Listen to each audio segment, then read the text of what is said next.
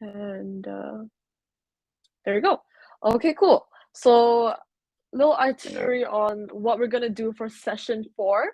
We're gonna start off by looking at where we are on our journey, just a little quick recap on what we've learned in the previous, and also an exam guide review for session 4, specifically ensuring successful operation of a cloud solution.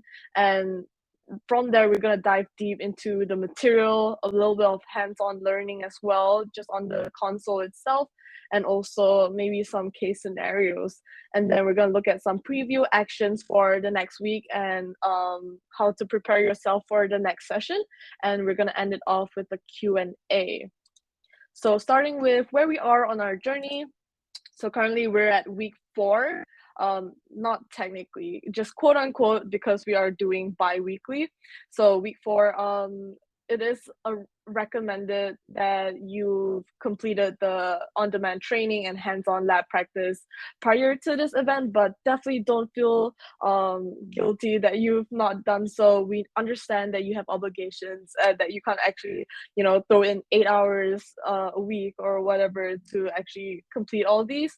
That's what our sessions are for, to provide you more knowledge without having to commit too much, basically. So looking at the on-demand training, we were able to look at the Elastic Google Cloud Infrastructure Scaling on Automation Lab, or Quest. And for the hands-on lab practice, it would be automating infrastructure on Google Cloud with Terraform.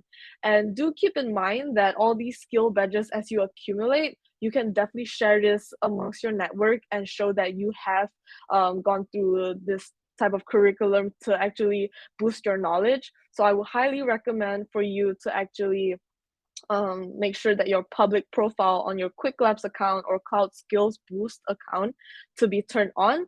And then from there, you could actually share the link to that profile from your LinkedIn, resume, and so on.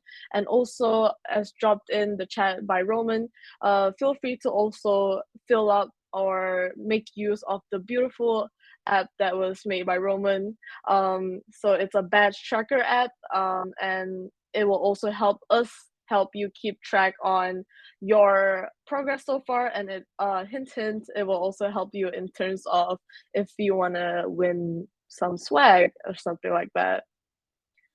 All right, so just a quick recap on session 2. We were able to look at setting up a cloud solution environment, planning and configuring a cloud solution as well. So just to touch base real quick, we know that Google Cloud services are associated with a project, and this is how they are billed and tracked based on your billing account, and also how permissions are given to operate. So there are some key items to take note of when creating a project, such as paying attention to its name and immutable things like the project ID and project number. And the other main thing to remember when it comes to organizing your project is always remember that it's a hierarchical process. So starting from the organization node, you could stem out into folders that contain projects. Of course, folders are optional, but it does help in terms of keeping the cleanliness and your whole organization tidy, basically. So we were also able to look at roles in Google Cloud, and there are 3 main types of roles that can be applied to your Google Cloud users and resources, and that's it. Do you by chance know of the 3 options that I mentioned? If you do, go ahead and drop it in the chat before I actually spill the beans. So basically, when you're trying to create a role for a specific person, organization, workspace, resource, and so on, you could select off of 3 options. What are those 3 options? Unfortunately, if you get it right, I can't give you a gift, but I would acknowledge that you have been keeping up with our sessions. There we go. All right, Muhammad got it right. And he's actually the first person to actually get it right as well. So there are basic roles, predefined roles, and also custom roles when specifying your preferred roles. So Besides that, we also looked at different methods to interact with Google Cloud resources and services, and the common ones being the console itself, the Cloud SDK, and Cloud Shell. All right, so that's a little bit on session 2. As for session 3, we were able to look at deploying and implementing Compute Engine resources. But besides Compute Engine, we were also able to dive into Google Kubernetes Engine, or GKE, App Engine, Cloud Run, and Cloud Functions. And we also looked at implementing the best fit data solutions, networking resources, and Cloud Marketplace, and Cloud Deployment Manager. So that's that from our previous sessions. As for our session today, we're gonna look at ensuring successful operation of a cloud solution. So say that you've successfully deployed your cloud solution. You wanna ensure its lifespan in case of an outage or changes in the organization, billing-wise, and so on. This session will cover the basics of being able to modify your existing cloud solution using best fit methods, troubleshoot and debug problems that occur, and most importantly, keeping track of the health of your cloud solutions and being aware of having to come up with remediation processes before the tragedy actually hits. So diving into the material straight away, we're going to start by looking at managing compute engine resources. So starting off with compute engine, we're going to take a look at a few action items that we could take, how to back up your instances, and how we can leverage various platforms to do just that. So over here, Google Cloud Console, Cloud Shell, Cloud SDK, and so on. But before we dive into or look at a few hands-on example, we're gonna go ahead and look at. So just a quick introduction on Compute Engine, just to refresh your brain real quick. Compute Engine is basically the equivalent of physical servers that you're used to, but it runs inside GCP. So it also provides the user to have the option to configure various things, hence it being categorized as infrastructure as a service, or IaaS. So both predefined and custom machine types allow you to choose how much memory, how much CPU you want, you choose the type of disk you want, whether you want to use standard hard drives, SSDs, and so on. And because of your configurations, that's where the billing kind of comes into place. So my biggest advice is that when you're taking the Associate Cloud Engineer Certification exam, this is definitely one of the topics that they touch base on. They usually give a case scenario where the user may have a budget in place, and they kind of ask you on what compute engine configurations fit that case scenario best. So say that they have a very tight budget, then you want to go ahead and lower the hardware and software just to make sure it doesn't spike up, right? So besides that, you could also configure the networking interfaces and operating systems to even have a combination of Linux and Windows machine. So this quick overview is some of the compute engine features. So we have machine right sizing. We could also provide startup scripts and availability policies, whether you want it to be a preemptible instance, and also load balancing.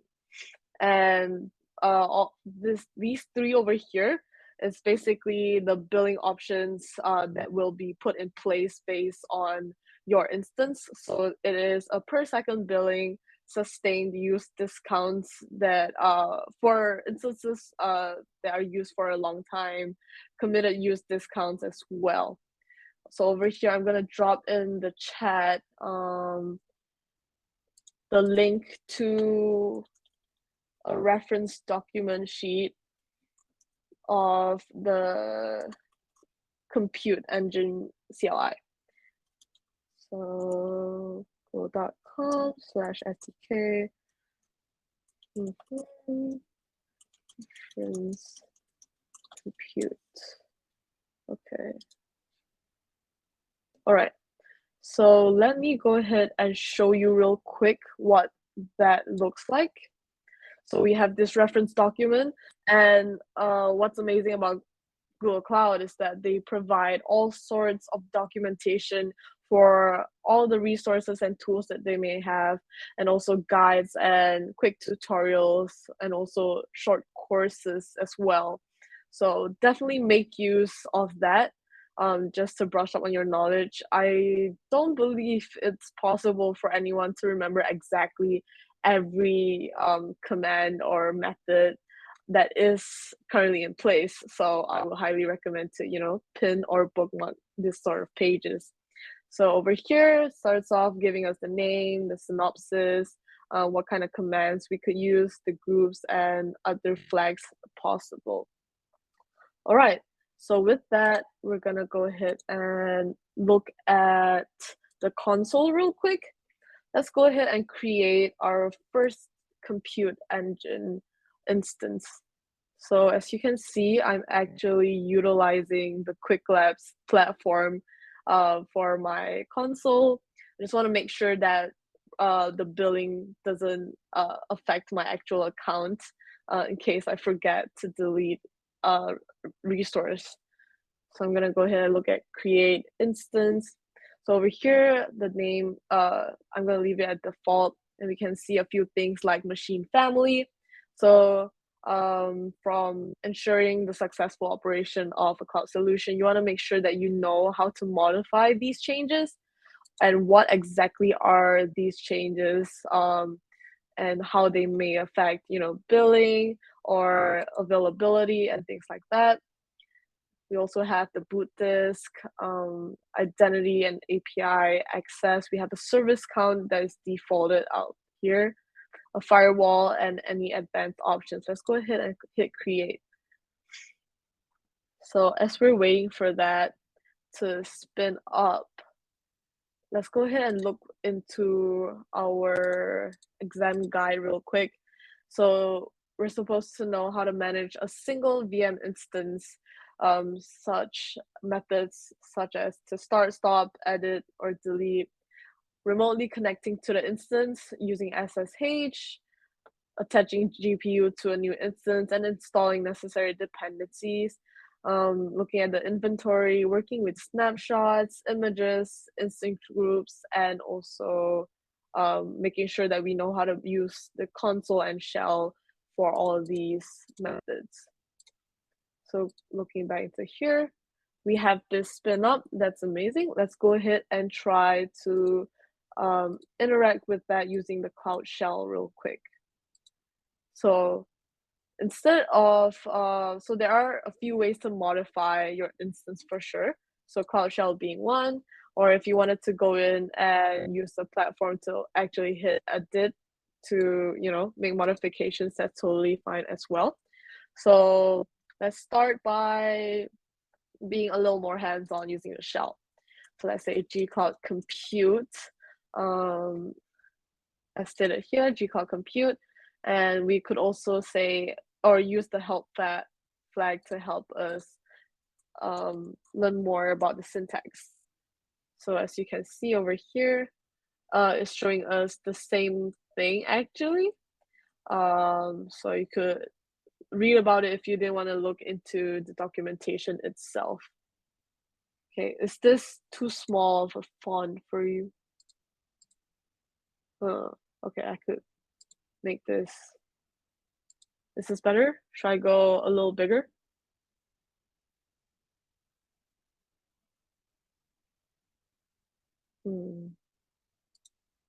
Okay, I will probably stick with medium. Do tell me or drop in the chat if it still is too small to read. Anyways, so to quit the man page, you want to just type in Q, and that's how you quit. So say that we want to work with our instance, which is called instance 1. Let's go ahead and type in gcloud compute instances, and let's look at what specific syntax we have to use. So it says here you have to provide So the instance name, and then we could also use some of the commands as following.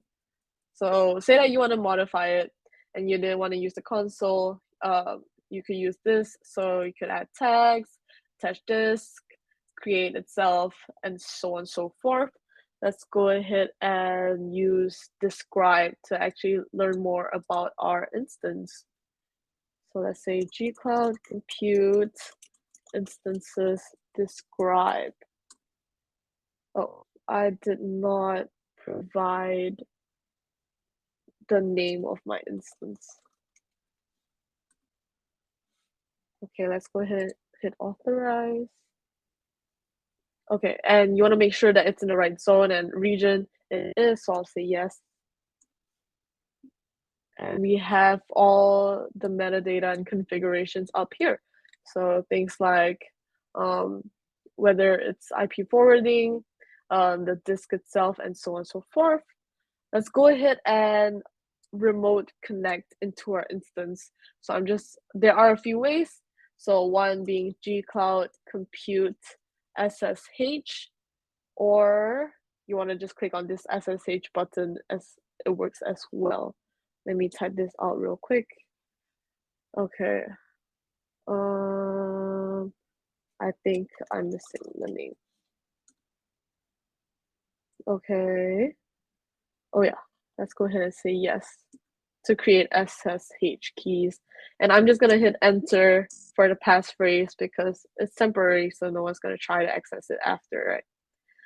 I'm gonna say yes to verify the exact instance itself.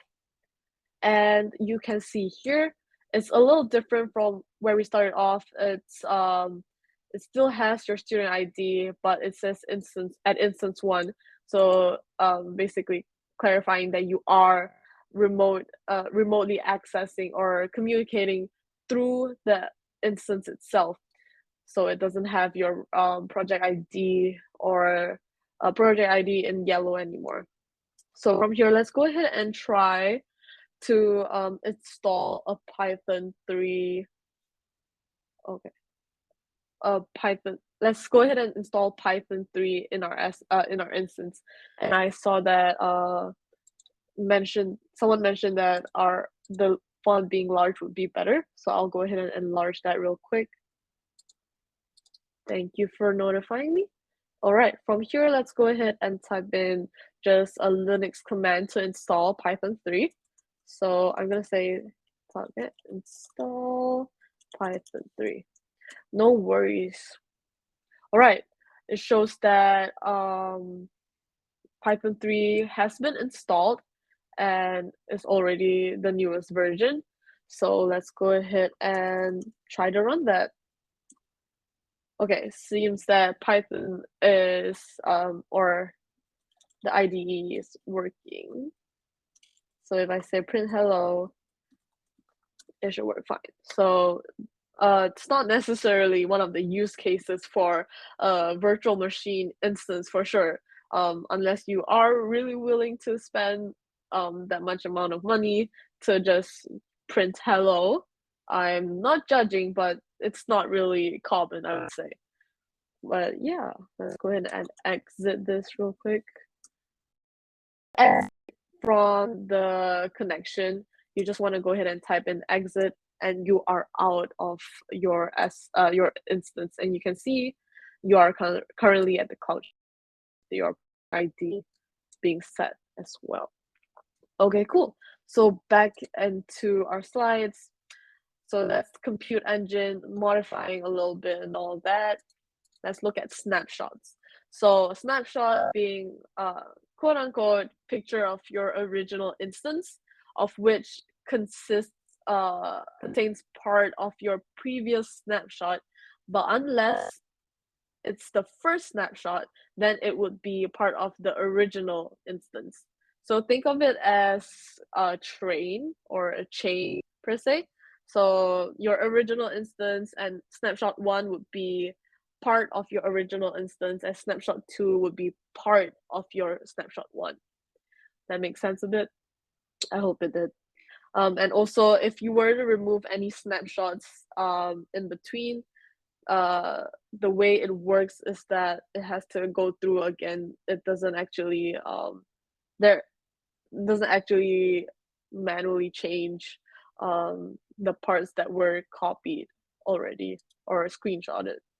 So as for images, a machine image is a compute engine resource that stores all the configuration, metadata, permissions, and data from multiple disks of a virtual machine instance. And you can use a machine image in many system maintenance, backup and recovery, and instance cloning scenarios. So let's go ahead and look at creating a snapshot and also an image through the console. So really easy. If we were to look in the console, you just got to go ahead and scroll down to storage and look at snapshots. Let's go ahead and try to create our first snapshot, right? So you have to specify your name and obviously your source disk. So instance one being the virtual machine instance disk that I want to base off. Then you want to look at the type, and if you see snapshot, it's best for long-term backup and disaster recovery, whereas archive is best for cost efficient. Again, I'm gonna specify, you want to make sure you take note of anything that has to do with pricing and billing, as it does occur very commonly in the certification exam. And from here, we have multi-regional or regional, multi-regional being one of the more expensive ones. Um, and latency is also a common thing. Any labels you want to put for your snapshot, encryption type is Google Manage. We'll keep it that way. And if you want to look at the equivalent command line, you could click on that. And as you can see, you could see from here exactly how the command line equivalent will look like. So some flags would just be, or looking at the required statement would just be create and then the name of your snapshot. And then the flag would be the project, source disk, the zone, and storage location. So let's go ahead and hit create. So your snapshot will be created. And as for another part of snapshots, you could look at snapshot schedules. There isn't one right now, but let's go ahead and look at creating one. So basically, it's like a cron job. It will run on a regular basis to create your snapshots, and also not only just accumulating creating snapshots. It also has a deletion rule where it's up to you to modify whether you want to keep all of the snapshots, which is quite pricey and also quite heavy for sure, or if you wanted to delete the snapshots that are of a very old version. Currently, there are only two options. I'm not sure if they are thinking of adding more, but yeah, only two for now. Let's go ahead and hit cancel. So let's look at our first snapshot real quick, right? Okay, so it has all of these metadata properties, and an equivalent rest would be the equivalent REST response if we're trying to access our snapshot through the REST API. Okay, and from the snapshot, you could also create a disk itself. So that's also a case scenario. And as for images, we want to go ahead and create an image, right? But before creating an image, we want to make sure that our instance has stopped running basically. So this is one of the state actions or methods that we're supposed to know prior to going to the certification exam. So what you want to do is actually go into the console, search for an instance, click on more app options, and you just want to go ahead and click on stop. And as you can see over here, if the shutdown doesn't complete within 90 seconds, the instance is forced to halt. This can lead to file system corruption, but we're going to take the risk. So yeah, and it will notify us if the instance has successfully stopped running, and from there, let's just go into images. So all these images, if I'm not mistaken, is probably default, or it might be the Quick Labs lab specific one that was created, but we're not gonna touch any of this, not for now. Yeah, so far so good. Feel free to also chime in the chat if you need any clarification on anything. But yeah, we're just waiting for an instance to start real quick. But I guess we could look a little bit more into the documentation, right? So let's look at snapshots and images. So for snapshots, we have, ooh, this is a lot. Okay, so let's look at an overview. And these are the commands that you could run. You want to create, you want to delete, get the IAM policy, or if you want to just list all the snapshots that you have, and so on and so forth. And a few variants are also available. There's alpha compute snapshots or beta compute snapshots. I'm only more familiar with the beta commands because I know it means beta version. Alpha, I'm not really sure what alpha stands for. If you do know though, besides the obvious that alpha being like alpha wolf or whatever, but how does that relate with beta versioning? Interesting thought. All right, and for that we also can look at images. So, oof, there's a lot of options here. Okay, there we go, images. And quick little overview. Commands are quite similar, but obviously different. So there's IAM, you can add IAM policy binding, describe the latest image from an image family, export it, import one, and so on and so forth. All right, well, it has the answer in the chat. Cool. Alpha is a limited availability test before releases are cleared for more widespread use. Wow. Okay. Interesting. New knowledge. I like that. Thank you, Maman. Yeah. So Brijesh mentioned, but no doc access during exam. Yes, that is true. But the only command line questions that appear in the certification exam are rather simple. So say that it's usually use cases like, oh, I want to create a compute image. How do I do that? Or which command do I take? So it's usually just gcloud compute images, create. Really simple ones. Usually they kind of just forego all the flags and all of that, because I would say that is quite harsh if they really do want to, configure a whole solution without documentation referencing. So I would say don't worry too much about the syntaxes. You don't have to memorize it all, but you have to be able to actually recognize at least. All right, so looking back here, we know that the instance have stopped, so that means we can create the image. Let's go ahead and hit create image. Right, I'm gonna leave image one as it is. What type of source it is. So if you wanted to create an image from a snapshot, it's also possible. I'm gonna say disk, let's say instance one. All right, this disk is attached to a running instance. Create an image, you need to stop the instance. I did stop the instance. Let me go ahead and refresh this. Okay. So as mentioned here, another option is to actually click on keep instance running, which is not recommended as some failures may occur. All right, so it looks like it's going well now. And so this is how you create an image. All you gotta do is hit create. Let's look at the command line. So it's very simple, fairly straightforward, and so this is what you could expect for a certification exam, right?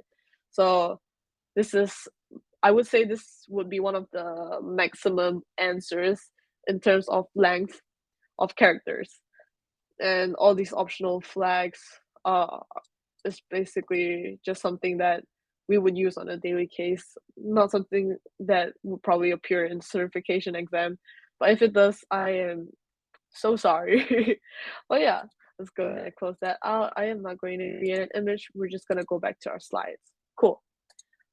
Okay, from there, let's go ahead and look at instance groups. So an instance group is a collection of virtual machine instances that you can manage as a single entity. So Compute Engine offers two kinds of VM instance groups, managed and unmanaged. So managed being the more preferred one because it allows you to operate apps on multiple identical VMs. You can make your workload scalable and highly available by taking advantage of the automated managed instance group services, including auto scaling, auto healing, regional deployment, or multiple zone per se, and automatic updating.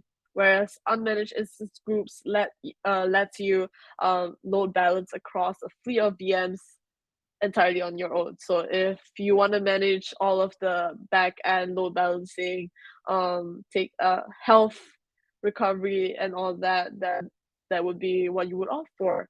So let's look at instance groups real quick.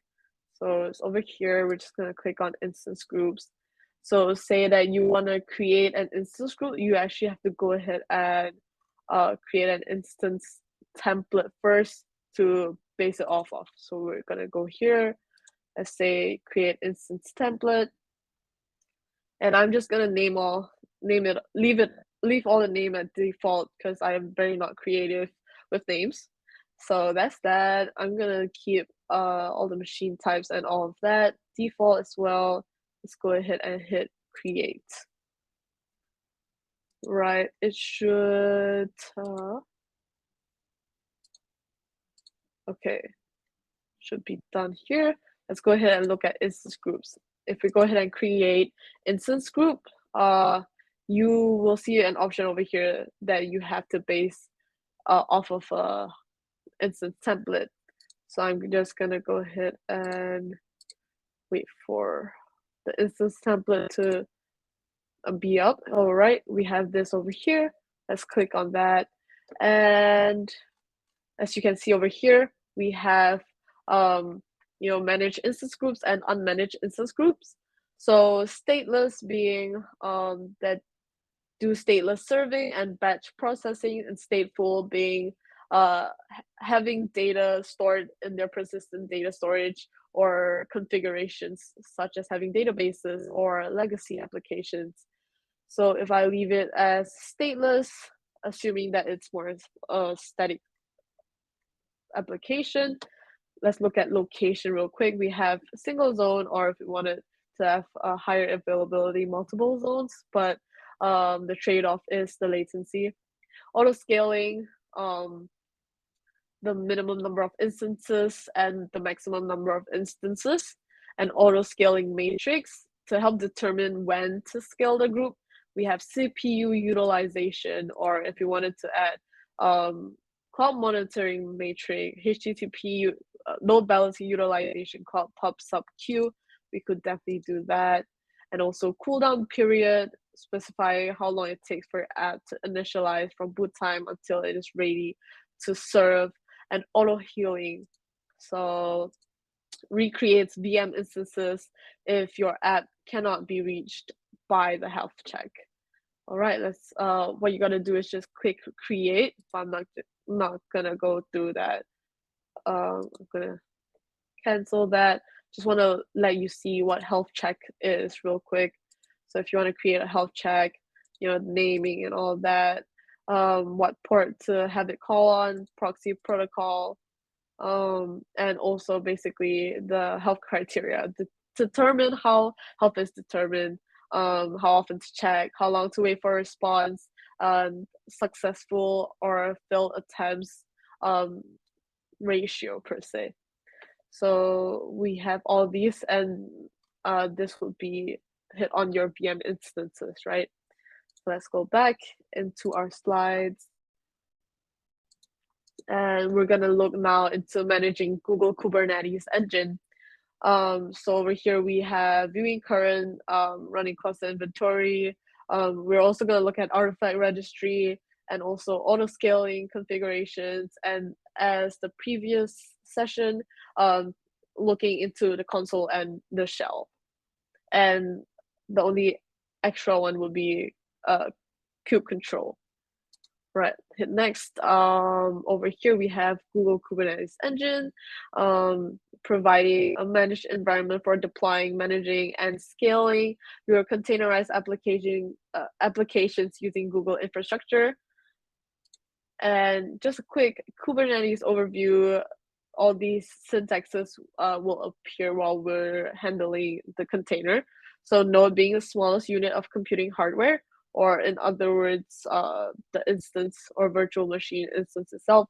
A cluster is just a pool of nodes, and pods are a unit of replication. And over here we have a documentation on kube control commands. So let's go ahead and look at that actually. Kube control. We're gonna look into the official page from Kubernetes for that. Okay, here we go. I'll go ahead and drop this in the chat as well. While we're working in the Cloud Shell, we're also gonna be able to use this CLI to actually manage our Kubernetes engine. All right, so let's hit or look at a quick intro into Kubernetes on the console. So I'm just gonna Kubernetes engine, and let's go ahead and start by creating a cluster. So over here, autopilot or standard.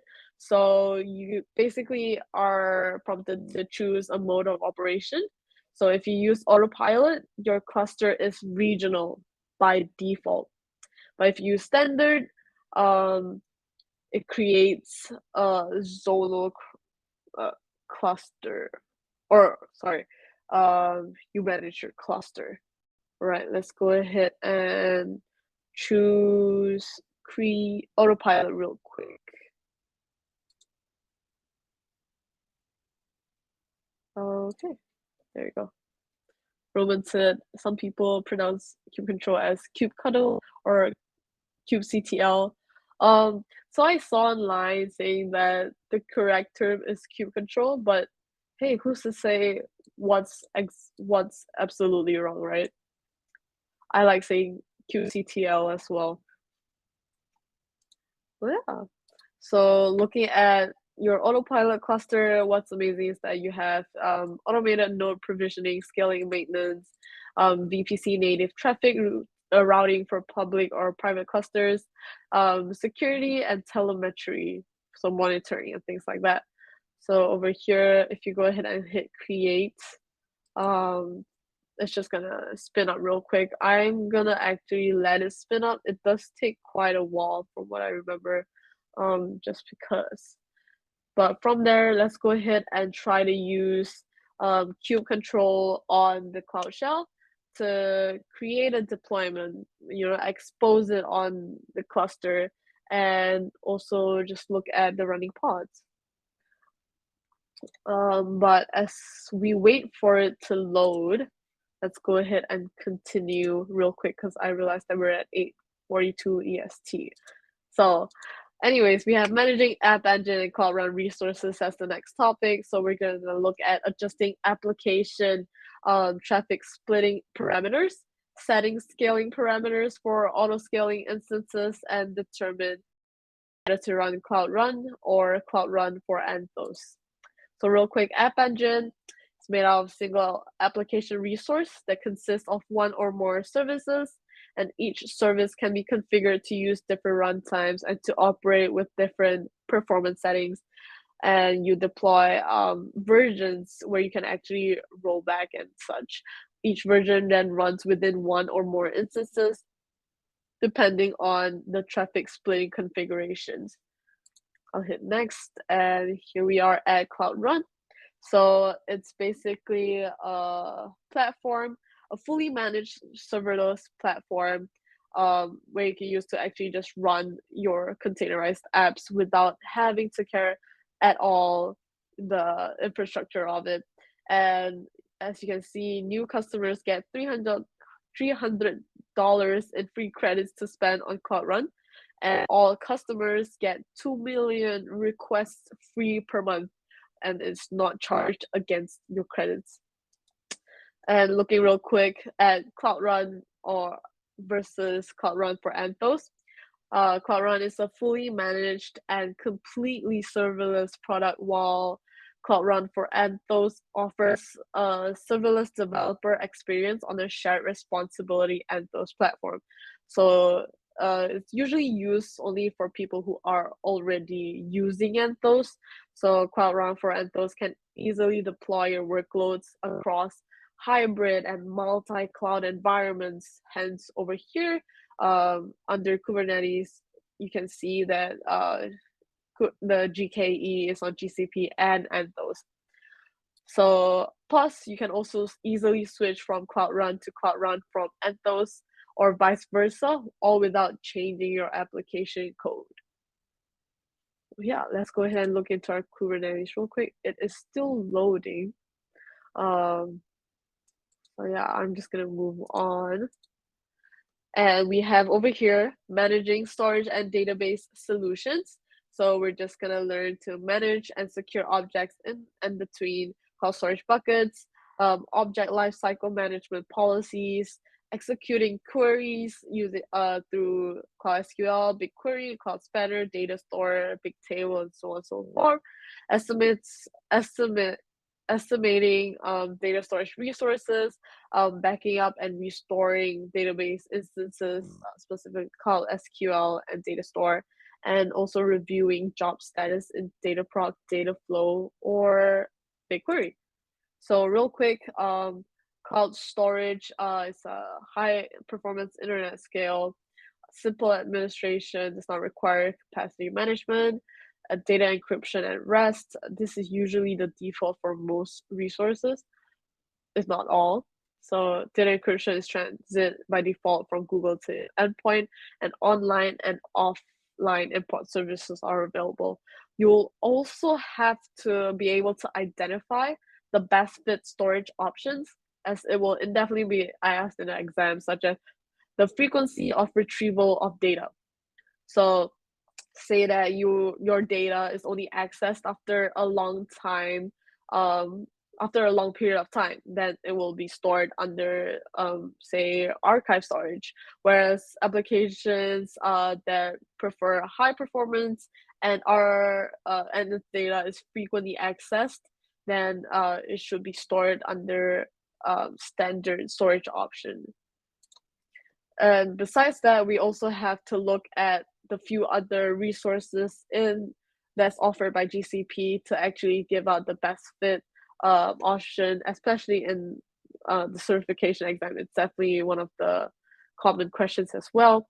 So storage options say that it's an object that you're gonna go ahead and look at cloud storage.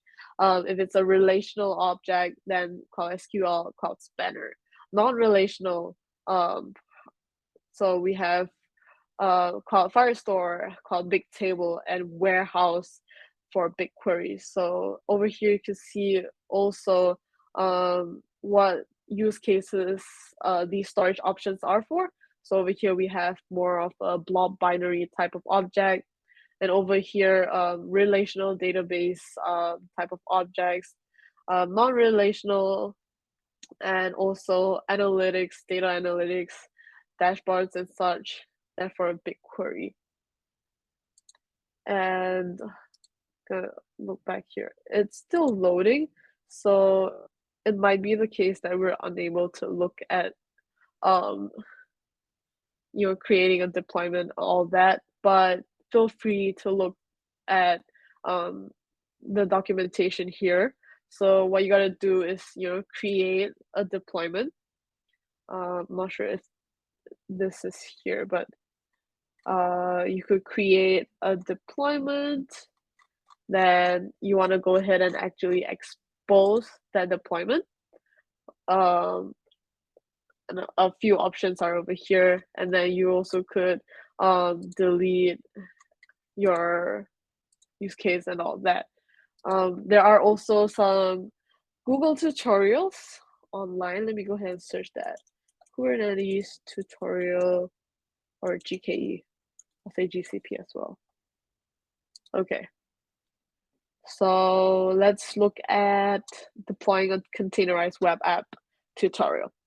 So over here you can see the objectives, how to package a web app into a Docker image and upload the Docker image into artifact registry and creating a GKE cluster, deploying the app to the cluster, auto scaling, exposing it to the internet, and also deploying a new version.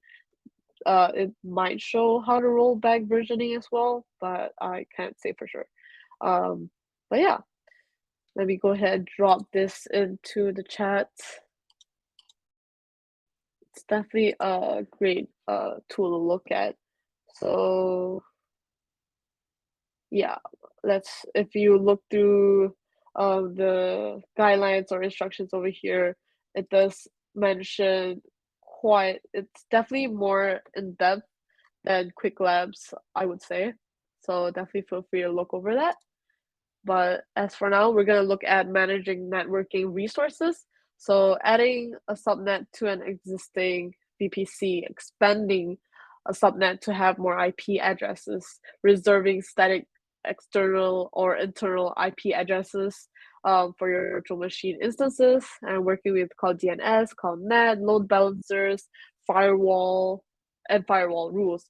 So real quick, Cloud DNS is a scalable, reliable, and managed authoritative domain name system running on the same infrastructure as Google.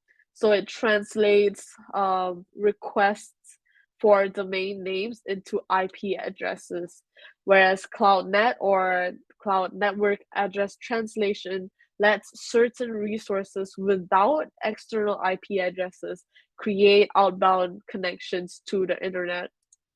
So real quick, if you look at virtual private cloud, it is a virtual version of a physical network implemented inside of Google's production network using Andromeda.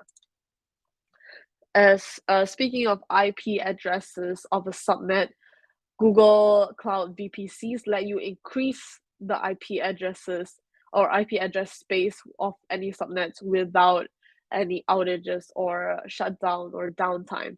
So if we were to roll back real quick, it does mention how to that we are supposed to know how to expand a subnet to have more IP addresses prior to the certification exam. So this is that.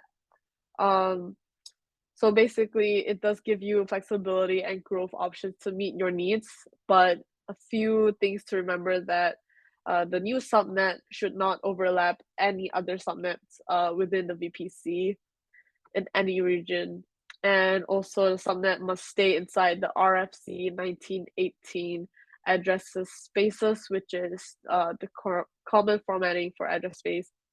And the new network range must be larger than the original. So basically, it can expand but not shrink. And remember this being the opposite, right?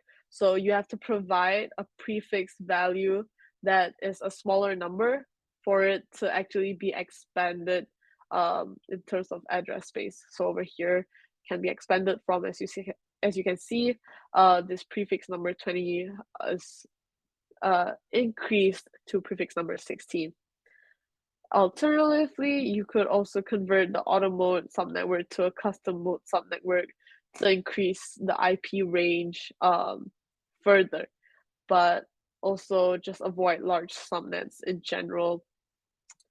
And last but not least, we have monitoring and logging, which is, I would say, one of the most highly sought out tools in GCP. So you will look at cloud monitoring, cloud logging, and things like that. And also cloud trace, cloud debug, and just to check the health of your tools, resources, and cloud solutions. So there are a few monitoring and debugging tools in GCP. We have monitoring to just ensure your health or give an overview, logging to just look at the logs of your deployed solution, the step-by-step scenario. Trace is to look back at, say that a bug occurred somewhere or an error occurred somewhere. You can use trace to actually roll back and to look into the source itself. Debugger, as its name implies, it's a debugging tool. Error reporting and profiler as well. So that's basically the whole monitoring and debugging tools. I'm not gonna talk too much into it. We have 5 minutes left, so I'm just gonna move on into previewing actions for the next week. So as you can see in week, technically next week would be having to look at week 5, which is the on-demand training for reliable Google Cloud infrastructure design and process. So it is an on-demand training. You are highly recommended to go full out with the course, but if you are unable to complete it, don't feel bad. Don't feel like you're absolutely unable to take on certification exam, right? So after session 5, we have the last session, which is getting started with Google Kubernetes Engine, deploying to Kubernetes in Google Cloud, and reviewing maybe sample questions. But also in between that, we have our office hours, and that is also the perfect opportunity for you to actually go over sample questions and also refresh your memory on the knowledge gained uh, between sessions, right? And so I mentioned in the group that there is a participation badge. So I'm just going to drop this here. You just want to go ahead and go into this link. Let me type it in the chat. And you can redeem your Google Developer certification badge.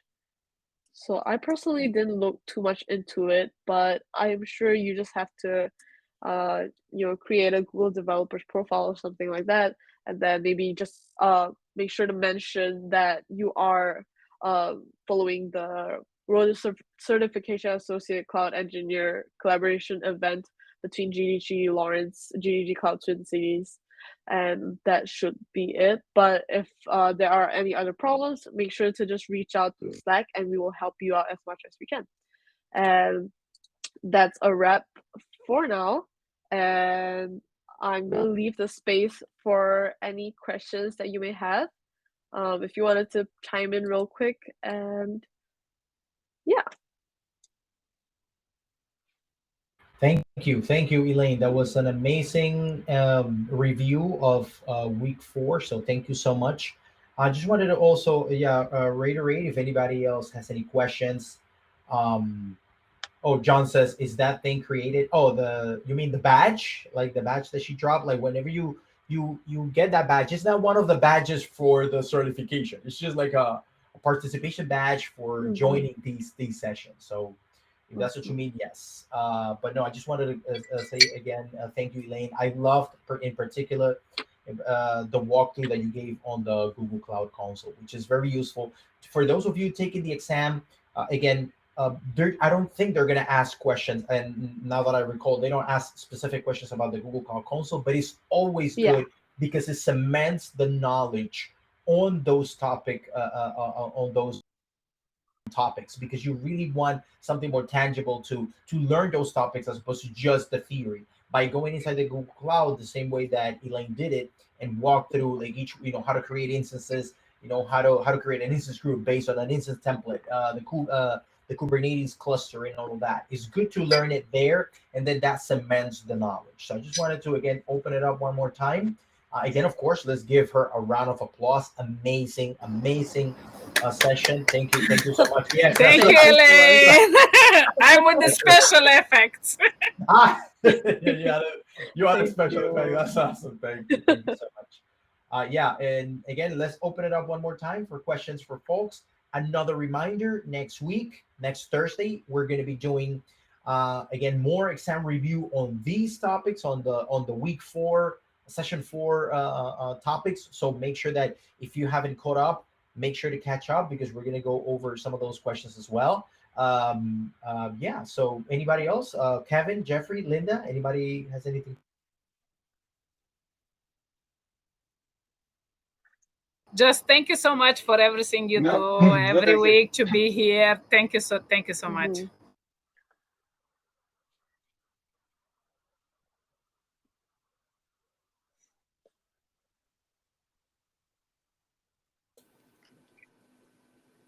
Yeah, on behalf of myself and so many others that are here, I do want to repeat that. Just thank you for what you're doing, Elaine and Roman and Kevin and Linda, myself, everybody that's encouraging people to show up, and everybody that is showing up. This is a great opportunity, and people are really excited about it. And look at that, even at the end of the night now, we've got so many people still here, and people are making a real difference in their life just by learning, and we're just sharing, and it's so great. That's true. Very true. Yeah. Kevin, anything from you? I know that my journey is also with the rest of the group, because I'm like spending my nights and days and trying to study some of this stuff, and there's a lot of interesting material go through, right? So, but as you go through it, you have to basically sometimes to try to remember some of the stuff, because there's so much material. I'm not sure I can remember everything I learned from the course itself. It's also doing some of the quick lab. But I think I need to find some time for myself, and before the exam, I need to prep for the whole week, maybe a week or two, maybe more, just to get ready. That is true, and thank you, Kevin, for your testimonial. I can also attest. I can also say the same thing for myself. Even though I already have the cloud architect certification, I wanted to get the associate cloud engineer, because I wanted to be in the trenches with you guys, and me just going over the topics. I've also again realized, like, you see, like, there's always opportunities to learn, room for growth, and to always like really get better. And that's what I love, the fact that everybody's joining, everybody's finding like this community where we all support each other, and we help one another become better, and of course elevate our professional careers by pursuing these type of certification, which are really hot in the industry right now. To say again, everybody who joins, thank you so much. Look, like Jeff said, we still have a very great turnout every week. Please continue getting your badges. And yes, if you just joined today, you are gonna get the credits for 3 months because you joined this one, and you still have time to pursue the certification if you want to do that on your own. If you want to continue joining our sessions, our exam reviews, we're gonna continue doing those even after this session continues. But make sure that you complete all your badges, because that is what's going to give you the opportunity to get one of the vouchers that we're going to be offering at the end of this cycle. So make sure to complete your badges, focus on that, get your badges, so that then you can truly be prepared and have the confidence needed to go and take that certification. Great. Yeah, thank you, everyone, and keep doing what you are doing, and you will arrive on the other side of the bridge, right? I don't know how they say it in English, but the other. We all got it. We got That's exactly my what you saying. meant. Yeah, we got exactly what you meant. So yeah, if no questions from anybody, just wanted to say thank you. Thank you for joining. Thank you, Elaine, one more time. This was an amazing session. I loved it. Make sure to join for the upcoming sessions. Next Thursday, we're going to be reviewing more exam questions. Keep getting those badges. Keep being awesome, and keep getting cloud knowledge. So thank you, everybody. Have a great night. See you on the next session. See you. Thank you for joining, everyone. Thank you, everybody. Bye-bye. Thank See you. everybody. Thank you for joining us.